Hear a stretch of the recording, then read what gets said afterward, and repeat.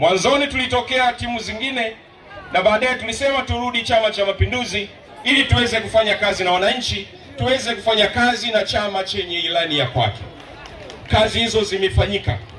Maneno natambua ni mengi, lakini ukiangalia Tandaimba ya leo, ndugu yangu pale wanamuita mzee wa doha, si ndio jamani Katani oye! Miaka 10 iliyopita haya yaliyopo leo hayakuwepo. Tumeona vituo vya afya vingi viko maeneo haya. Tunatambua tunayo miradi ya maji mikubwa inayokwenda kutekelezwa katika kipindi cha miaka 5 ijayo. Kwa hiyo ninawaomba sana, siku ya tarehe 29 hakikisheni mnakwenda kupiga kura, mnakipa kura Chama cha Mapinduzi Katani pamoja na waheshimiwa madiwani wote.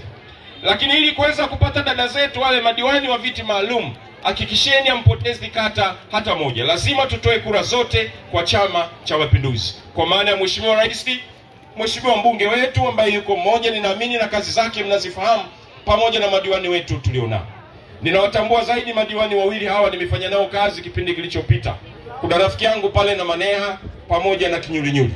Nilipokuwa mbunge wa Ndanda, hawa walikuwa wanakuja kufanya kazi maeneo mbalimbali ya jimbo la Ndanda.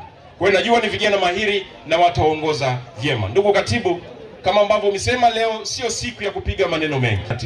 Tumebakisha siku moja. Natambua watu wa Tandaimba wengi ni wakulima.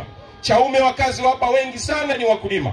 Lakini najua pia mnaaminiana. Kesho kutwa nenda kapige kura yako, na ninaamini walinzi wa kura wamejiandaa. Hakuna kura itakayopotea kwenye jimbo la Tandaimba. Tandaimba oye! CCM oye! Nimepita na wasalimia. Ninawaahidi nitakuja tena hapa kuja kufanya mkutano na ninyi wakati Mheshimiwa Katani anakuja kuwashukuru. Wakati diwani wa hapa na madiwani wenzio wanakuja kuwashukuru. Kwa sababu ninachoamini tayari ushindi umeshapatikana. Tumebakisha tu kwenda kuthibitisha siku ya tarehe 29 ili tuweze kutangazwa, tuweze kupata certificate. Katani akaapishwe pamoja na madiwani wote wa hapa wakaapishwe pamoja na ndugu zetu wa viti maalum. Kidumu Chama cha Mapinduzi!